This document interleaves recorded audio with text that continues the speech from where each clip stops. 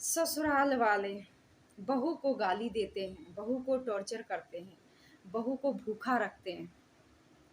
वो ससुर जो ससुर अपने भाई से कहता है कि नहीं मेरी बहू को गेहूं मत देना, और वो ससुर फोन करके अपने बेटे को कहता है गेहूं सड़ गया।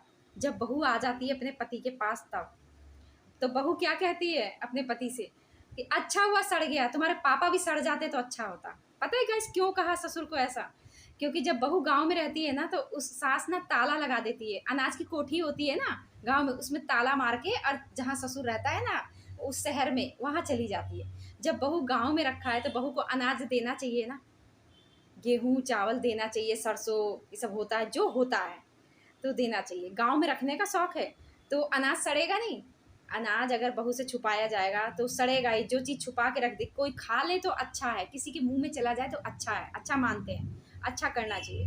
बेटा खरीद के आटा भेजता है, बहू को अलग कर दिया जाता है, बहू अलग ऊपर खाना बनाती है और उसको आटा खरीद के चावल खरीद के सब भेजते हैं। फिर भी फर्ज बनता है कि बहू जब वह गांव में अकेली है तो उसको दिया जाए।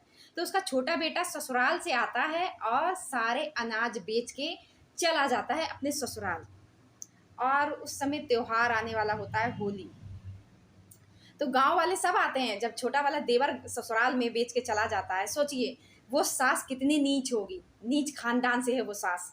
कितनी नीचता की बात है कि छोटा बेटा ससुराल में रहता है, वहां से अपने घर आके अनाज बेच लेता है जो हिस्से होते हैं, लेकिन वहीं पे बड़ी भाभी रहती है और बड़ी बहू रहती है। उसको ये नहीं जो वो गेहूं बेच के उसको पैसा दे देना।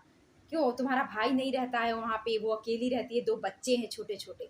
नहीं, ऐसा नहीं करता है वो चाचा। यहाँ तक के बच्चे से मिलने भी नहीं आता है। सब गांव के लोग जमा होते हैं, दूरा पे बोलते हैं बहुत गलत हुआ, बहुत गलत करते हैं। सब पीठ पीछ तो बोलते ही हैं, मुंह पे कोई किसी को थोड़ी कहता है कि सास ससुर कैसे हैं, देवर कैसा है, भैंसुर कैसा है, सब कैसे है। तो देवर से कहना चाहती हूँ, दो बच्चे हो गए, अब तू भी अपने भाई की तरह ना अपनी बीवी को गांव छोड़ दे। समझा? बिल्कुल सेम वही उम्र है तेरे बच्चे का। छोड़ दे और तू भाग जा। भी फोन नंबर बदल ले, खर्चा मत भेजना। और अकेली उस मुरघटिया में, अब तो फिर भी थोड़ा घर अच्छा बन गया तेरे टाइम में, लेकिन उस भाभी के समय में तो खंडर था, खंडर, मुरघटिया। ठीक है? और ऐसा तू कर पाएगा? तू तो रोएगा अपनी बीवी के लिए। तू तो जोरू का गुलाम है। तेरी सुगड़ जैसा दांत वाला बड़ा भाई वो जोरू का गुलाम है। तुम लोग तो जिंदा ही नहीं रहोगे औरत के साथ एक दिन भी, अगर दूर रह जाओ तो। एक रात तुम लोग दूर नहीं रह सकते अपने औरत से। और तुम्हारा भाई तो हिजड़ा है, तुम्हारा भाई तो पत्थर का बना हुआ है, इधर उधर मुंह मारता है, लड़कियों से मिलता है, हैं? गलत काम करता है। 7-7 साल कौन औरत के बिना रहता है? तू